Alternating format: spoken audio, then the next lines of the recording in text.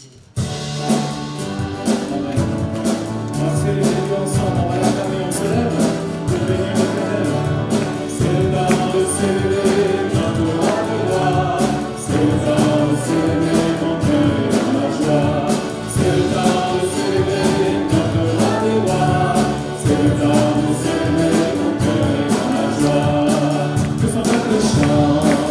son peuple danse, que son peuple chante,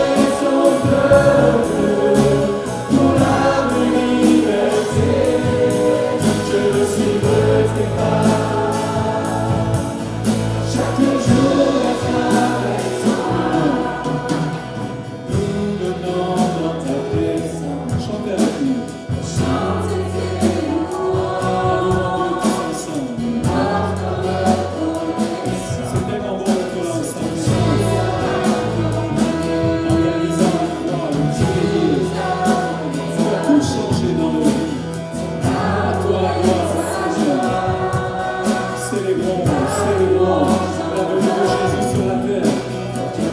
Son retour au ciel. Tu es le Créateur puissant, l'agneau ressuscité. Toi cela peut triompher de la mort et du péché. Tu as délivré ton peuple pour la liberté. Je te suivrai tes pas, chaque jour être avec toi. Tu es le Créateur puissant, l'agneau ressuscité. Toi cela peut triompher de la mort et du péché. Tu m'as délivré ton peuple pour la liberté. Je te suivrai tes pas, chaque jour être avec toi. Tu es le Créateur puissant, l'agneau ressuscité. Toi cela peut triompher de la mort et du péché. Tu as délivré ton peuple pour la liberté. Je suivrai tes pas, chaque jour être avec toi. Je suivrai tes pas, chaque jour être avec toi. Je suivrai tes pas, chaque jour être avec toi. Au livre d'Ésaïe, chapitre 61, et du verset 1er au verset 11, le texte est un petit peu long, mais il est intéressant de le lire en entier parce que, eh bien, il est à la fois prophétique, rappelant ce qui se passait en Israël depuis fort longtemps, mais il est important pour nous de nous rappeler également qu'une année de grâce qui intervenait en Israël tous les 50 ans, la fameuse année du jubilé, reste pour nous une année de grâce au jour de notre conversion, et une année qui a duré, puisque si vous êtes croyant depuis 1 an, 10 ans, 20 ans, 50 ans, vous êtes encore dans ce temps de grâce. D'ailleurs, lorsque nous arrivons à cette période de l'année, fin d'année, nouvelle année, il y a toujours l'idée que l'on entre dans une nouvelle année de grâce. À une époque, ça ne se dit plus maintenant, mais à une époque, il était bien question de l'an de grâce. C'était une année de grâce. Et bien encore aujourd'hui, on peut se poser la question, parce que finalement c'est là, que sera l'année 2022? Est-ce que ce sera un saut vers l'inconnu? Ou est-ce que ça ne sera pas un saut vers l'inconnu, un saut dans l'inconnu? Alors regardez ce qu'il est dit dans Ésaïe au chapitre 61, et à partir du verset 1er. « L'Esprit du Seigneur l'Éternel est sur moi, car l'Éternel m'a oint pour porter de bonnes nouvelles aux malheureux. Il m'a envoyé pour guérir ceux qui ont le cœur brisé, pour proclamer aux captifs la liberté et aux prisonniers la délivrance, pour publier une année de grâce de l'Éternel et un jour de vengeance de notre Dieu, pour consoler les affligés et pour accorder aux affligés de Sion, pour leur donner un diadème au lieu de la cendre, une huile de joie au lieu du deuil, un vêtement de louange au lieu d'un esprit abattu, afin qu'on les appelle des térébintes de la justice, une plantation de l'Éternel pour servir à sa gloire. Ils relèveront d'antiques décombres, ils renouvelleront des villes ravagées, dévastées depuis longtemps. Des étrangers seront là et feront paître vos troupeaux. Les fils de l'étranger seront vos laboureurs et vos vignerons. Mais vous, on vous appellera sacrificateurs de l'Éternel. On vous nommera serviteurs de notre Dieu. Vous mangerez des richesses des nations et vous vous glorifierez de leur gloire. Au lieu de votre opprobre, vous aurez une portion double. Au lieu de l'ignominie, ils seront joyeux de leur part. Ils posséderont ainsi le double dans leur pays, et leur joie sera éternelle, car moi l'Éternel, j'aime la justice. Un peu plus loin, verset 10, je me réjouirai en l'Éternel, mon âme sera ravie d'allégresse en mon Dieu, car il m'a revêtu des vêtements du salut, il m'a couvert du manteau de la délivrance. Comme le fiancé s'orne d'un diadème, comme la fiancée se pare de ses joyaux, comme la terre fait éclore son germe et comme un jardin fait pousser ses semences, ainsi le Seigneur l'Éternel fera germer le salut et la louange en présence de toutes les nations. Amen. Je disais, cette prophétie apporte un éclairage sur ce qui nous attend, à savoir le jubilé, le fameux jubilé. Alors, vous avez l'explication du jubilé dans le livre du Lévitique, au chapitre 25. Qu'est-ce qu'était donc le jubilé? C'était une année extraordinaire, une année fabuleuse. Vous savez qu'il y avait un cycle de 7 ans en Israël. C'est-à-dire que pendant 6 ans, on travaillait la terre, on cultivait, on moissonnait. Et puis Dieu avait demandé que la 7e année, on laisse les terres en jachère, on ne cultive pas. Alors on ne sait pas exactement si toutes les terres sur le pays tout entier étaient laissées en jachère sans être cultivées, ou s'il y avait une rotation des terres. C'est assez difficile de trouver des explications, et en tous les cas des témoignages qui en parleraient. Mais dans l'esprit dans lequel Dieu a inculqué ce principe, c'était tout simplement celui-ci, comme celui de la création. La création a été faite en 6 jours, et le 7e jour, Dieu s'est reposé. Et ainsi, pour nous, le dimanche correspond à ce 7e jour où nous pouvons, dans la mesure du possible, bien que beaucoup de personnes, malheureusement, travaillent aujourd'hui le dimanche comme n'importe quel autre jour, mais il fut un temps où le dimanche était encore un réel jour férié pour une majorité de nos concitoyens, et ainsi ce dimanche était un jour à part. D'ailleurs, on avait cette expression, c'est le jour du Seigneur. C'était un jour pour lui.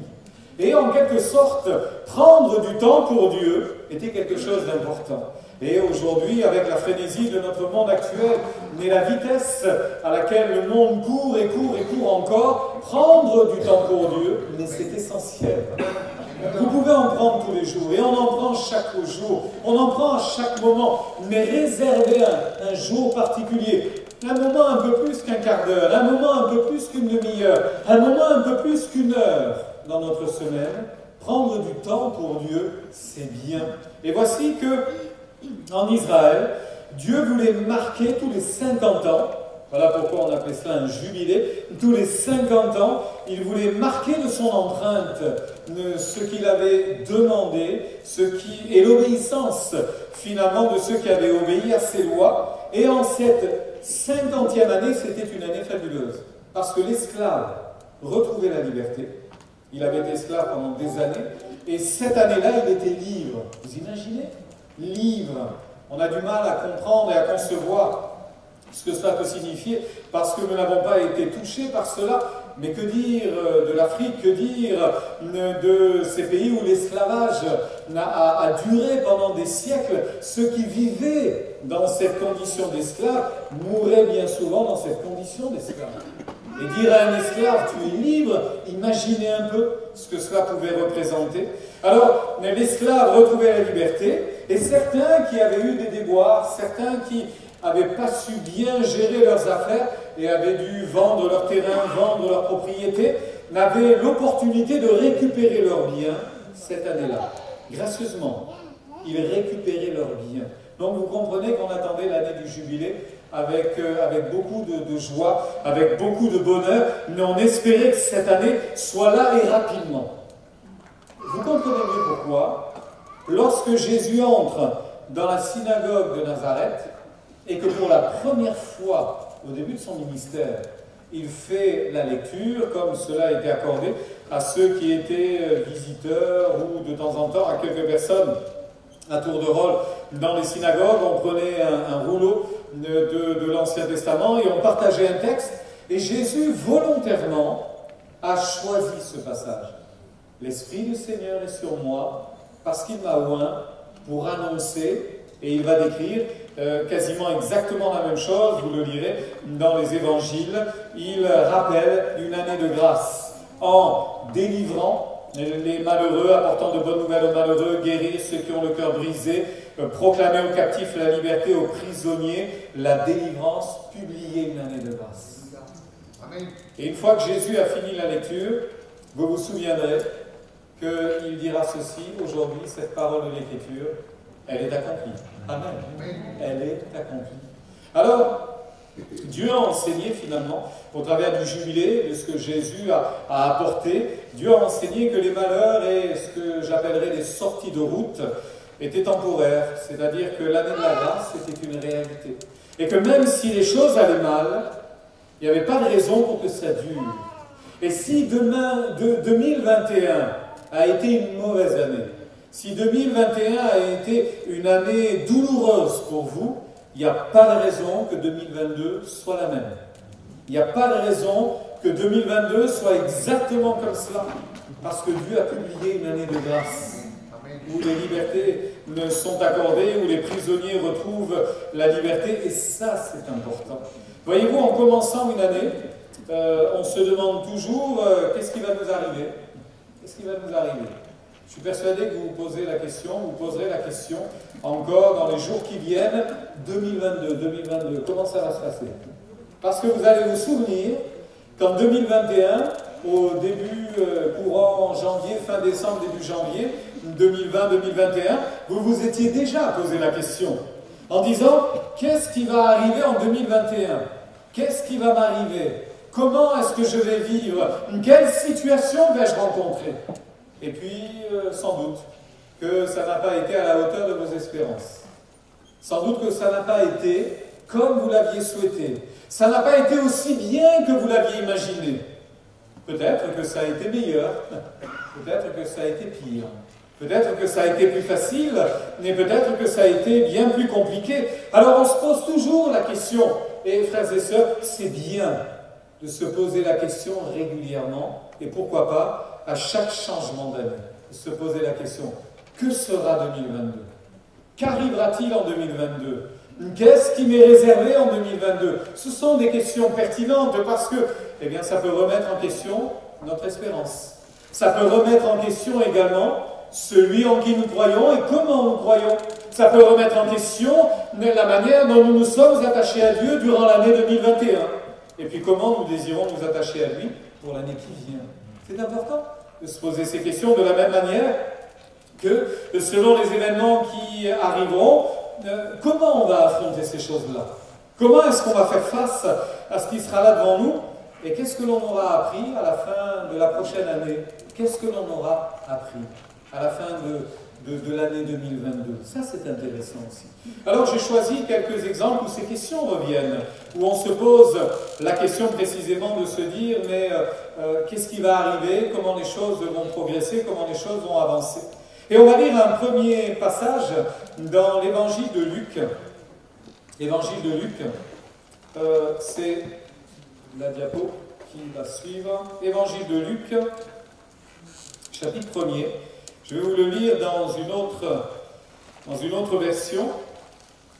Il est question de la naissance de Jean-Baptiste. Vous savez que Jean-Baptiste est celui qui a préparé la voie, le chemin pour le Messie, pour Christ.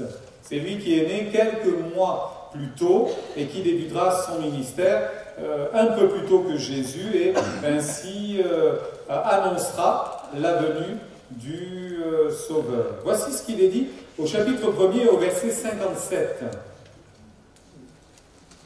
Je vous lis, on va lire à partir du verset 1er, puisque c'est ce que vous avez à l'écran, je reviendrai plus tard sur la suite. Évangile de Luc, chapitre 1er, verset 11. Verset 11. Tout à coup, un ange du Seigneur apparut debout à la droite de l'autel des parfums, et quand Zacharie le vit, il fut troublé, et la peur s'empara de lui. Mais l'ange lui dit: n'aie pas peur, Zacharie, car Dieu a entendu ta prière fervente. Ta femme Élisabeth te donnera un fils, tu l'appelleras Jean. Il sera pour toi un sujet de joie et de bonheur. Beaucoup de gens se réjouiront de sa naissance. Il sera un grand homme, précieux aux yeux de Dieu. Il ne boira ni vin, ni boisson alcoolisée. Dès avant sa naissance, il sera rempli de l'Esprit Saint. Par son action, beaucoup d'Israélites se convertiront et reviendront au Seigneur leur Dieu. Il marchera en précurseur sous le regard de Dieu, dans le même esprit et avec la même puissance que le prophète Élie, pour réconcilier les enfants avec leurs parents, pour amener ceux qui sont désobéissants à penser comme des hommes justes, et pour former ainsi un peuple bien disposé, prêt à accueillir le Seigneur. Zacharie demanda à l'ange, « Comment reconnaîtrai-je que tu dis vrai, car je suis moi-même déjà vieux, et ma femme est très âgée. Amen. » La réponse sera celle-ci, puisque tu n'as pas cru à mes paroles, tu vas devenir muet. Il va mettre un certain temps à sortir du sanctuaire, et quand il va sortir, il va essayer de parler, mais il ne parlera plus. Muet. Et va comprendre à travers les gestes qu'il fait qu'il a dû avoir une vision à l'intérieur du sanctuaire. Mais personne n'en saura plus, et l'histoire s'arrête là, jusqu'au moment où eh bien, ils vont effectivement, son épouse va tomber enceinte, ils vont attendre un enfant, et nous arrivons au verset 57. Le moment arriva où Élisabeth devait accoucher. Elle donna naissance à un fils. Ses voisins et les membres de sa famille avaient appris quelle faveur le Seigneur lui avait témoigné, et ils se réjouirent avec elle. Le 8e jour après la naissance, il vint pour la circoncision du nouveau-né. On voulait l'appeler Zacharie comme son père. C'était très fréquent. Mais sa mère intervint et dit non, il s'appellera Jean. Parce que c'était la prophétie.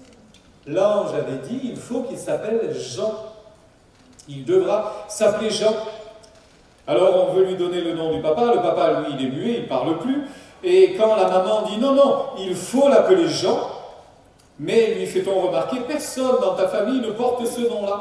Alors ils interrogèrent le père par des signes pour savoir comment il voulait que l'enfant soit appelé. Zacharie se fit d'apporter une tablette pour écrire dessus. Au grand étonnement de tous, il y traça ces mots, son nom est Jean.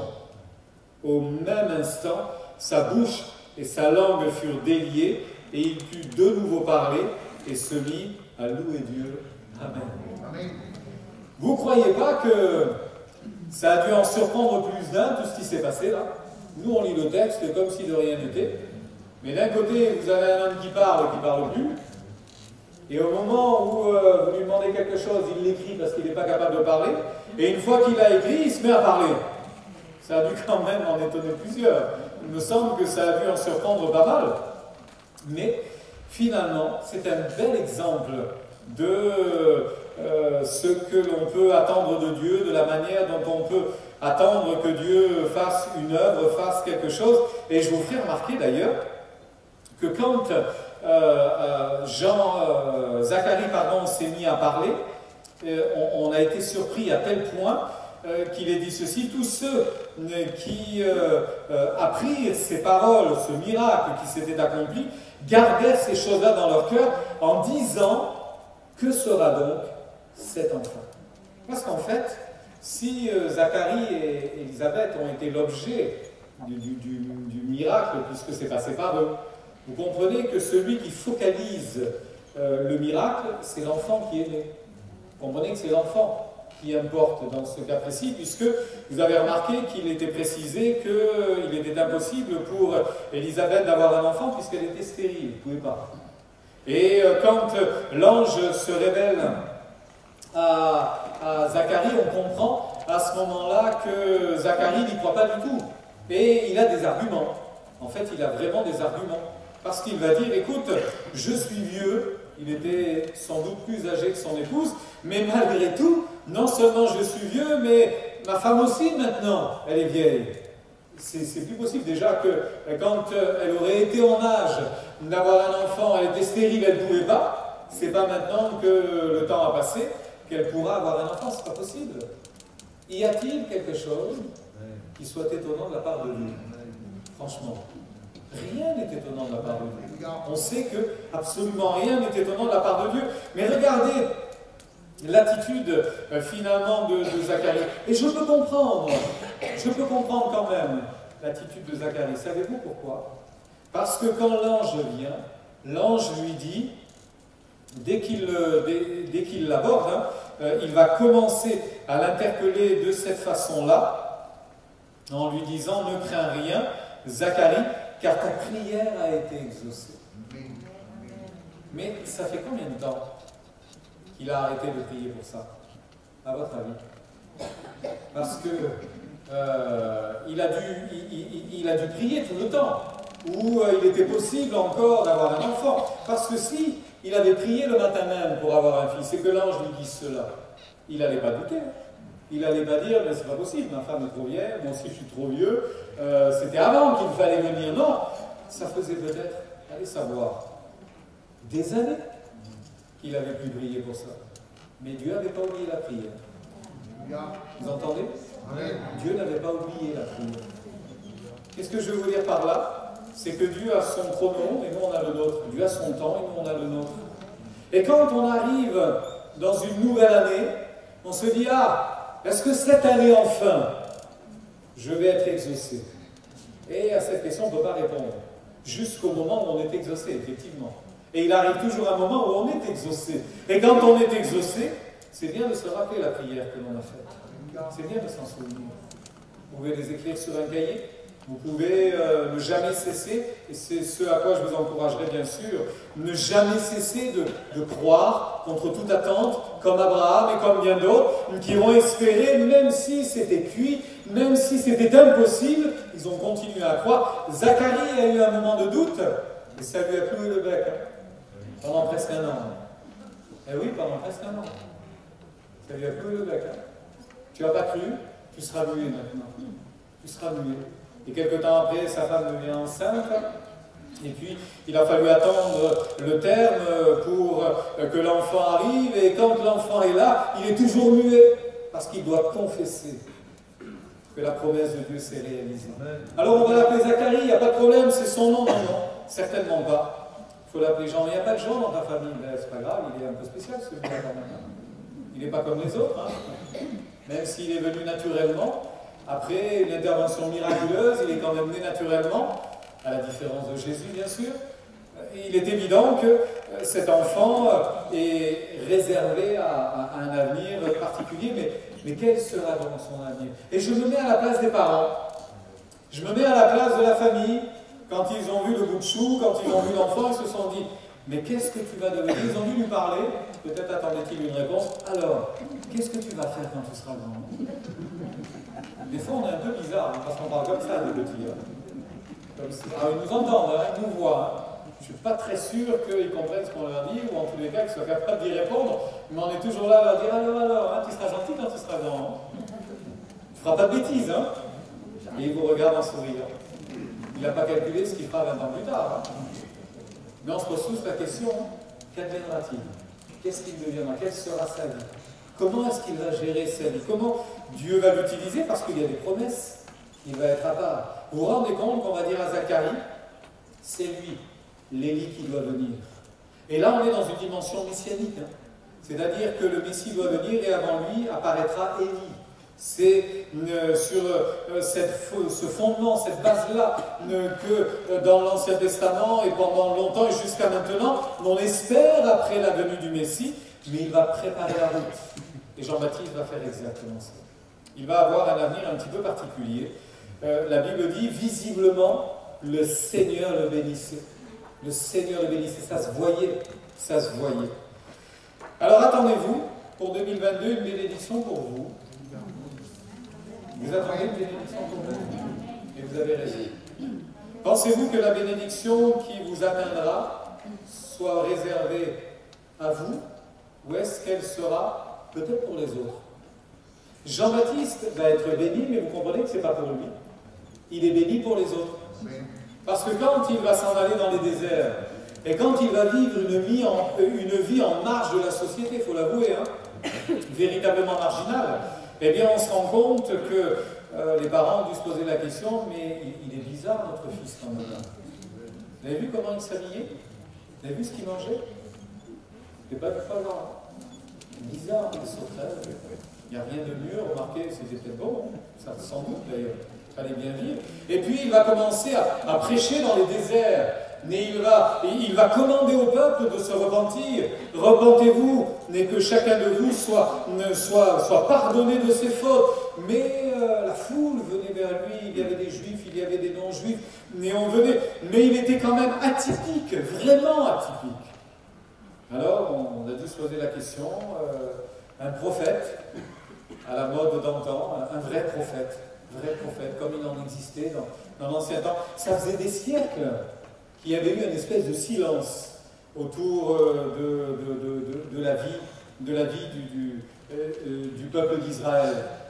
Il semblerait que entre les prophéties de Malachie et puis maintenant ce Nouveau Testament, quelques siècles soient passés sans qu'il y ait véritablement une activité marquante de Dieu, une activité prophétique.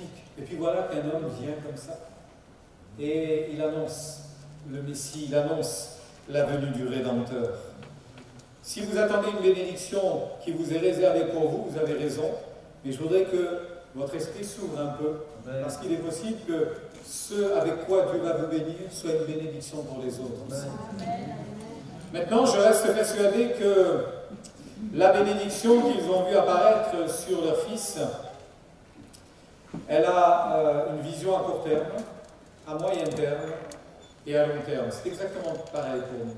Quand on imagine ce qui va nous arriver en 2022, on pense déjà au mois de janvier, il y a 31 jours. Et puis une fois qu'on l'aura passé, on se dit, bon, en février, qu'est-ce qui va arriver? Et puis comment on sera cet été? Et puis finalement, le 31 décembre, qu'est-ce qu'on dira? Court terme, moyen terme, long terme. Mais on peut regarder beaucoup plus loin. On peut regarder à 5 ans, on peut regarder à 10 ans, on peut regarder à 20 ans, et même plus encore. Là, si je regarde la situation pour Jean et ses parents, Élisabeth et Zacharie, on a une vision à court terme, un enfant qui vient de naître. Que sera donc cet enfant? Et là, on n'a que des points d'interrogation. Et puis, à moyen terme, il a grandi, Dieu le bénit, Dieu est avec lui, Dieu le fortifie, Dieu va faire quelque chose avec lui, c'est une évidence. Et puis, on a le long terme qui va être trop bref, évidemment, 30 et quelques années, parce que sa vie va brutalement s'arrêter au fond d'un cachot. On va venir, des gardes vont venir et vont le décapiter au fond d'un cachot. Ça s'est vite terminé. Certains diront trop vite, mais le temps où il a été là a été le temps de Dieu pour être une bénédiction pour finalement Israël tout en entier. Et puis il a préparé la venue de Christ, il a préparé le chemin du Seigneur comme cela lui avait été demandé. En fait, nous ne pouvons pas savoir, franchement, ce que 2022 nous réserve. On ne peut pas le savoir, ce que 2022 va nous offrir. Mais, frères et sœurs, on aurait tort de s'en faire. Amen. Et on aurait tort de s'en faire. Parce que de toute façon, il faut savoir que même des choses impensables, inimaginables, impossibles, peuvent arriver. C'est arrivé, cette fameuse année, où Zacharie était en train de servir Dieu et que l'ange est venu l'aborder en lui disant « Tu vas avoir un fils, ta prière a été exaucée. » Ça faisait tellement longtemps, mais la prière a été exaucée. Frères et sœurs, en 2022, des prières vont être exaucées. Des prières vont être exaucées. Et qui datent peut-être de 5 ans, de 10 ans, de 25 ans en arrière. Des prières vont être exaucées. Des choses impossibles vont arriver. Inimaginables. On ne peut même pas le concevoir. Il faut s'attendre à tout. Alors, on aurait tort de s'en faire. On aurait tort de s'en faire. Maintenant, rappelez-vous tout de même, et je conclus ce premier point, en vous citant ce qu'il est dit dans l'Épître aux Hébreux, au chapitre 2 et au verset 1er. C'est pourquoi nous devons d'autant plus nous attacher aux choses que nous avons entendues, de peur que nous ne soyons emportés loin d'elle. De peur que nous ne soyons emportés loin d'elle. Comment échapperons-nous en négligeant un si grand salut qui, annoncé d'abord par le Seigneur, nous a été confirmé par ceux qui l'ont entendu, Dieu appuyant leur témoignage par des signes, des prodiges et divers miracles, et par les dons du Saint-Esprit, distribués selon sa volonté. Amen. Et puis un peu plus loin, au chapitre 3, et verset 14, « Car nous sommes devenus participants de Christ, pourvu que nous retenions fermement jusqu'à la fin l'assurance que nous avions au commencement. » Amen. Restez attachés à ses promesses, rester attachés à Dieu. En 2022, nous devons rester attachés à Dieu. C'est une obligation, frères et sœurs, parce qu'il en va de notre salut, il en va de notre avenir, il en va de notre éternité, et il en va de la gloire de Dieu aussi. Et enfin, Colossiens, chapitre 1er, versets 22-23. Voilà ce qui est là devant nous. Je peux lire à partir du verset 21. « Vous qui étiez autrefois étrangers et ennemis par vos pensées et par vos mauvaises œuvres, il vous a maintenant réconciliés par sa mort dans le corps de sa chair. » Écoutez bien. « Pour vous faire paraître devant lui, saint, irrépréhensible et sans reproche, si du moins vous demeurez ferme et inébranlable dans la foi, sans vous détourner de l'espérance de l'évangile que vous avez entendu. » Amen. Amen. Ne nous détournons pas des promesses que Dieu nous a laissées. Il vous tient dans sa main. Il vous tient dans sa main. Quoi qu'il soit advenu de 2021 et de 2020, quoi que vous ayez eu à subir dans les temps passés, en 2022, il vous tient dans sa main.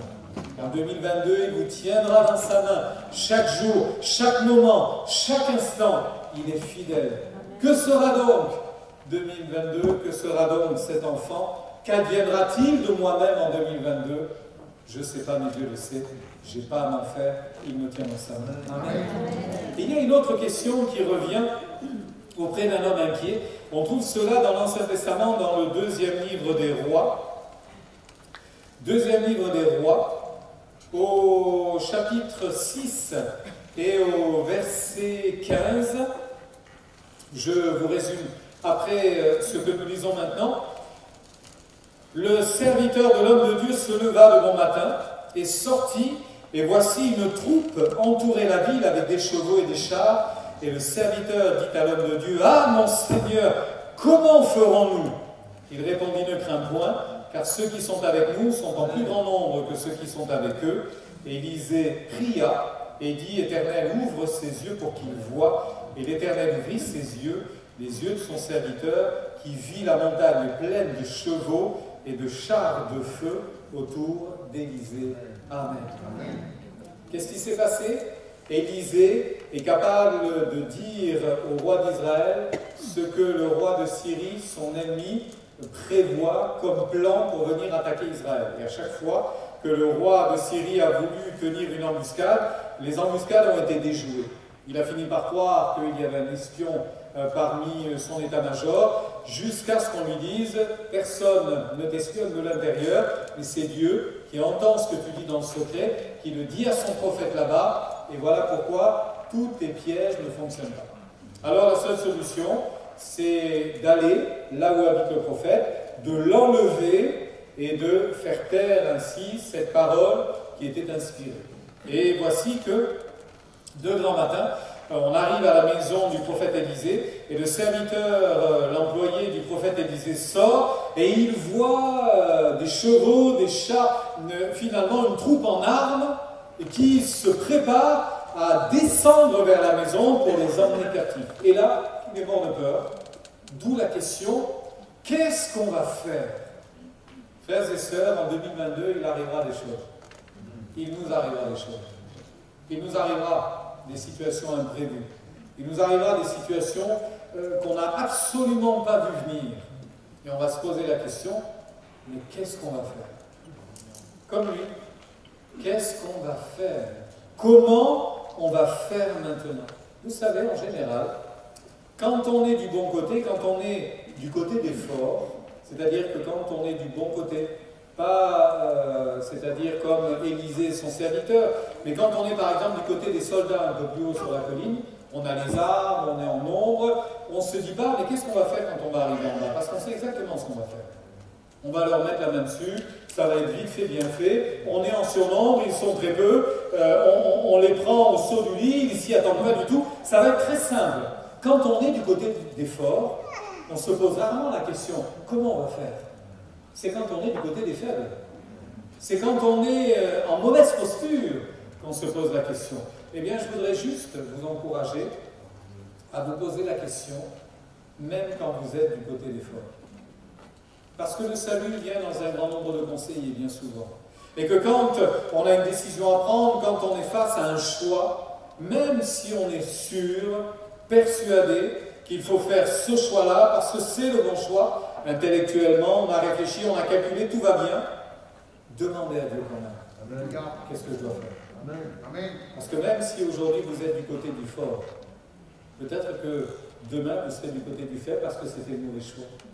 Il faut toujours demander à Dieu. Ça, c'est un réflexe pour l'enfant de Dieu. C'est un bon réflexe pour l'enfant de Dieu de demander à Dieu secours et grâce. Finalement, justement, quand on est du côté des forts, on a l'impression d'être invincible. Il ne m'arrivera jamais rien. Quand on est en bonne santé, on ne pense pas qu'on tombe malade. Quand on est en bonne santé, les plus mauvais malades sont ceux qui n'ont jamais été malades. Le jour où ils tombent malades, mon Dieu, ils ne supportent rien. Ils ont un corps au pied, mais ils hurlent comme si on allait leur couper la jambe. Parce qu'ils n'ont jamais été malades. Jamais. Alors ça les agace, ça les irrite, ça les énerve, ils ne sont pas contents, ils ne sont pas satisfaits, ils veulent que ça cesse immédiatement. Quand on est du côté des forts, on se sent invulnérable. On se sent invincible, on pense que ça ira toujours intouchable. Mais c'est pas vrai. Qu'est-ce qui va arriver en 2022? Vous savez, vous? On ne peut pas le savoir. Et même si 2021, ça a été comme sur des roulettes, tout s'est super bien passé, et tant mieux, et merci Seigneur, et gloire à Dieu pour cela. Peut-être que 2022, il va y avoir un grain de sable, il va se mettre dans le rouage, et ça ne va pas aussi bien se passer. Alors tant que vous êtes fort, priez, priez, priez, priez encore. Tant que vous avez de la force, alors redoublez de force dans la bataille et priez, élevez vos voix, intercédez, invoquez Dieu et demandez-lui toujours, ouvre mes yeux pour que je vois comme toi tu vois. Parce que le problème du serviteur, c'est qu'il n'avait pas la bonne vue. Je ne sais pas s'il avait porté des lunettes, mais il n'avait pas la bonne vue. Parce que lui, il a vu les hommes en armes, il ne s'est pas trompé. Hein. Mais quand il vient voir le prophète en disant, on est perdu, c'est fichu. Je pensais passer une bonne journée, ça va s'arrêter à 9h du matin. Je pensais que ça allait être bien, c'est cuit, la journée elle est finie. Et il a fallu que le prophète prie l'Éternel en disant, mais Seigneur, ouvre ses yeux. Ouvre ses yeux, c'est pas possible. S'il réagit comme ça, c'est qu'il ne voit pas ce que je vois. Vous savez, quand on est face à une situation difficile, il y a deux possibilités. Hein. La panique ou la sérénité. Soit on panique, soit on reste calme, soit on reste serein. Et il y en a un qui panique dans cette histoire et l'autre est complètement serein. Parce qu'il y en a un qui ne voit pas et il y en a un qui voit bien. Qu'en 2022, nos yeux s'ouvrent sur toutes les promesses, la réalité, la pertinence du chemin par lequel Dieu nous fait passer. Parce qu'il y a toujours un objectif. Il y a toujours un objectif, même si je ne comprends pas, le chemin il n'est pas si simple que cela. Il y a toujours un objectif, alors que l'on puisse voir comme Dieu voit. Je m'aperçois que ces hommes en armes sont descendus, et quand ils se sont trouvés à la porte d'Élysée, eux sont tombés aveugles. C'est incroyable. Hein? Eux sont tombés aveugles. Au même moment où le serviteur a comme les yeux qui s'éclairent, a comme ses yeux qui s'ouvrent, les yeux des ennemis se ferment. Ils ne comprennent pas qu'ils sont chez Élysée, chez le serviteur, et tous les deux vont les amener au cœur de la ville. Nous là, on va rassembler quelques soldats, ils sont piégés à leur tour. Et on va les renvoyer à vide, chez eux en Syrie, on ne va pas leur faire de mal, on va les renvoyer à vide. En fait, Dieu s'est glorifié d'une façon surprenante. En 2022, Dieu va se glorifier d'une façon surprenante. Dans quel camp serez-vous en 2022? Dans le camp des forts ou dans le camp des faibles? C'est-à-dire dans le camp où ça va bien, ou dans le camp où ça ne va pas du tout. Peut-être que vous vous posez la question, vous y pensez quelquefois. Alors, quelle est votre, entre guillemets, théologie dans ce domaine? Vous savez, le domaine de la souffrance, le domaine des épreuves, le domaine des difficultés. Pendant longtemps, et encore aujourd'hui, il y a eu un pseudo-évangile que l'on a décrit comme l'évangile de la prospérité. Tout va bien, je vais bien, tout va bien, dans le meilleur des mondes. Et si je suis chrétien, je dois aller bien. Et si je vais pas bien, c'est que je ne suis pas un bon chrétien. Ça va loin, ça va très loin. Mais ça, c'est pas biblique, absolument pas. Vous avez quelques textes dans l'Écriture, d'ailleurs, qui en rendent témoignage. J'en ai choisi un. Il y en a d'autres. Dans la première épître de Pierre, au chapitre 4 et au verset 12, « Et si une telle chose devait vous arriver, comment, posez-vous la question vous-même, comment allez-vous réagir? Bien-aimés, Première épître de Pierre, chapitre 4, verset 12, si vous voulez le relire à la maison. Bien-aimés, ne soyez pas surpris comme d'une chose étrange qui vous arrive, de la fournaise qui est au milieu de vous pour vous éprouver. Réjouissez-vous au contraire de la part que vous avez aux souffrances de Christ, afin que vous soyez aussi dans la joie et dans l'allégresse lorsque sa gloire apparaîtra. Amen. On se souhaite toujours une bonne santé au Nouvel An. La santé surtout. Et tant qu'on a la santé, on trouve ça un peu surfait. Et quand on n'a plus la santé, on se dit c'est tellement vrai. C'est tellement vrai. Mais ce n'est pas la santé surtout. C'est la santé avec le reste. Que prospère l'état de ton âme, comme disait l'apôtre Jean. Que tu puisses être en bonne santé comme prospère l'état de ton âme. Parce que il se peut que, je ne vous le souhaite pas, mais il se peut que 2022 soit une année de fournaise, d'épreuve. Allez savoir. Mais on peut rester serein. Et quand on est face à cette situation-là, je pense que la meilleure chose à faire, c'est premièrement de fermer les yeux. Parce que si vous voyez la colline avec les ennemis, les chars et les chevaux, et les épées, et tous ces hommes qui sont là pour vous faire du mal, si vous voyez la menace fondre vers vous, je vous en prie, fermez les yeux. Fermez les yeux. Faites pas l'autruche, hein, c'est pas ce que je suis en train de dire. Hein. Mais vous fermez les yeux et vous priez. Amen. Vous priez. Vous fermez les yeux et vous priez. Afin que quand vos yeux s'ouvriront à nouveau, vous puissiez voir effectivement l'épreuve, mais la solution. La question et la solution. Le problème et la solution. Parce que Dieu est toujours là, même dans les moments difficiles. Ne soyez pas étonnés de la fournaise par laquelle il vous a fallu traverser dans l'Épître aux Hébreux. Certains ont accepté avec joie l'enlèvement de leurs biens, parce que c'était pour Dieu. Ils étaient persécutés pour Dieu. C'est surprenant tout de même. Tout cela pour nous dire qu'il est important, évidemment, de nous confier en Dieu. Il pourvoira. Je peux vous rappeler très brièvement ce qui est arrivé pour ces trois hommes qui ont été jetés dans une fournaise ardente.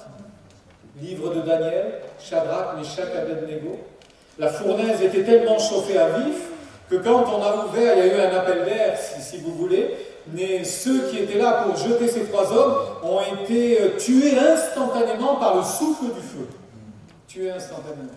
Et tout d'un coup, le roi va paniquer, parce qu'il va dire, il y avait une lucarne, on pouvait voir à l'intérieur du feu, et il va dire, je vois 4 hommes.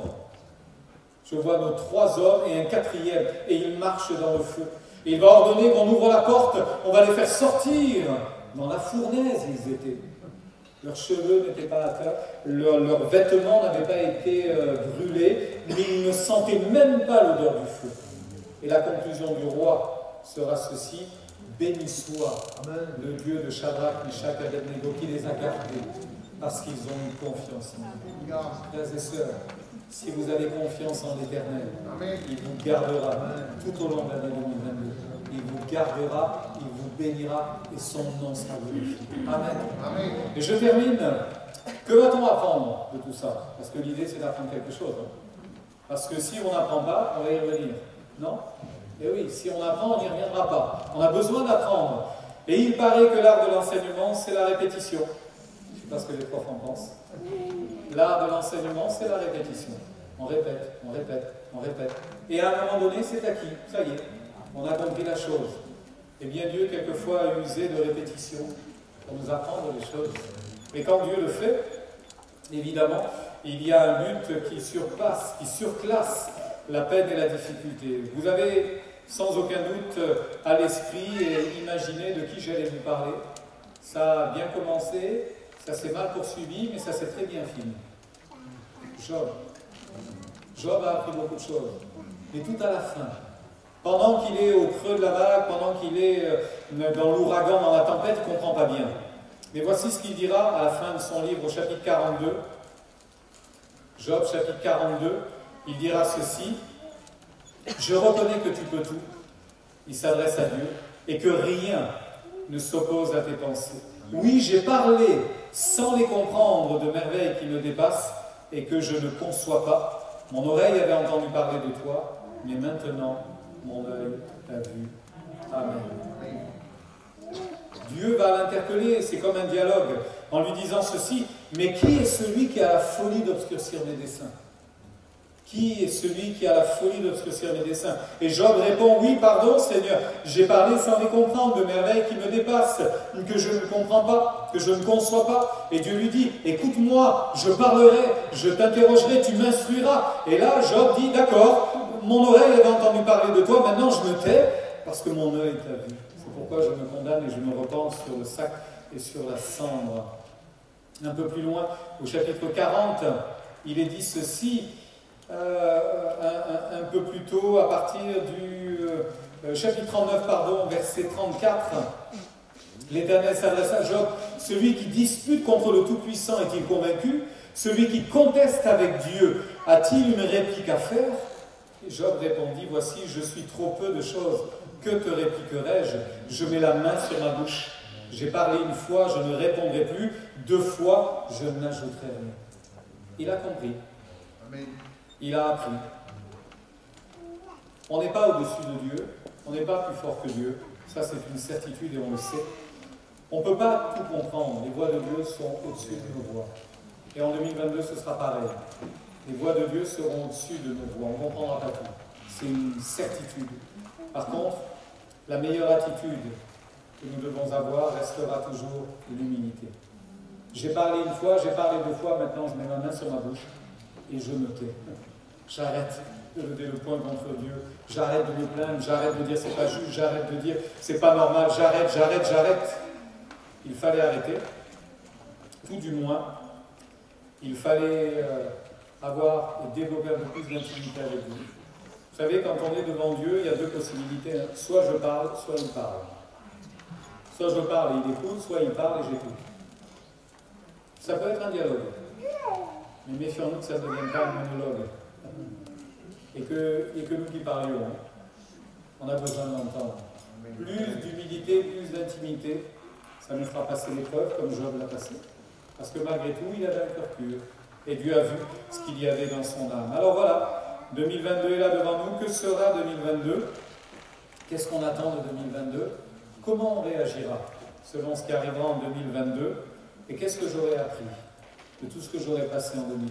Plaise à Dieu que cette année 2021 ait apporté autant de ces questions et de ces réponses à votre âme, et qu'ainsi vous soyez forts, encouragés, et que l'année qui vient soit encore meilleure que ça. Nous arrivons dans des temps troubles, nous savons, la nuit descend, mais l'Église, avec cette lumière qu'elle reflète et qu'elle fait jaillir, elle brille encore plus. Plus la nuit est sombre, et plus on voit la lumière de toute façon. Donc c'est une certitude, le meilleur est quand même pour nous devant nous. Eh bien nous voulons nous attendre à Dieu. Souvenez-vous, Zacharie, il a prié il y a longtemps. A-t-il oublié sa prière? Dieu ne l'avait pas oublié. Et Dieu avait décidé d'exaucer maintenant. Alors on va invoquer Dieu maintenant, on va se tourner vers Dieu, on va prier. Voulez-vous vous incliner avec moi? On pourrait se lever pour rester un temps dans la prière, se lever ensemble maintenant et nous approcher de Dieu et demander à Dieu sa grâce. On va louer Dieu, on va adorer Dieu, on va bénir Dieu tous ensemble maintenant. On va lui offrir notre louange et notre adoration. Et on va lui dire notre reconnaissance. Seigneur, nous sommes devant toi, parce que les années s'écoulent les unes après les autres, et quand on arrive à la fin d'une année, on se dit finalement que le temps a vite passé. Même s'il y a eu beaucoup d'épreuves, même s'il y a eu beaucoup de questions, même s'il y a eu beaucoup de peines, même s'il y a eu beaucoup d'épreuves, même s'il y a eu beaucoup de temps difficiles, il est vrai que les difficultés, les peines ont été là, mais tu as été là toi aussi. Et quand on a vu cette armée venir vers nous, cet ennemi fondre sur nous, nous avons vu des chars de feu, nous avons vu la main de l'Éternel qui était là au-dessus et qui veillait sur nos vies. Aucun malheur n'est d'approcher de notre tente. Tu as veillé sur nos vies, sur nos cœurs. Alors merci. En ce jour, nous voulons te dire merci. En ce moment, nous voulons te remercier pour ta fidélité. Nous voulons entendre comme entend le disciple. Nous voulons avoir une oreille attentive et nous voulons à chaque moment être sensibles à ta voix et t'apporter la louange qui te revient. Merci pour ta fidélité. Merci parce que tu nous tiens dans ta main. Merci parce que tu nous protèges au creux de ta main. Et merci parce que tu parleras à nos cœurs et à nos âmes maintenant. Que ton nom soit béni. Que ton nom soit loué, ô Éternel. Je viens avec mon cœur pour t'adorer maintenant. Je viens avec mon cœur pour te célébrer. Je viens avec mon être tout entier pour glorifier ton nom. Amen. La soif de toi, Dieu mon Père, mon roi, est entier soumis après toi. Garde ton cœur de paix, les sources qui désintègrent, rafraîchis mon âme de toi. C'est une année de grâce.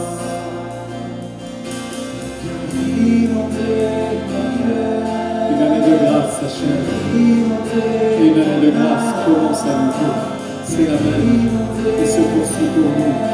Qu'importe les chiffres du calendrier, Dieu n'a pas changé, il demeure le même. Vous n'avez pas été exaucé en 2021. Dieu peut vous exaucer en 2022. Vous avez été béni en 2021. Dieu peut vous bénir en 2022 encore. On chante ensemble. De toi, Dieu mon Père, mon roi, ton être entier soupire après toi. Ton cœur de père, la source qui désintègre, rafraîchit mon âme de toi.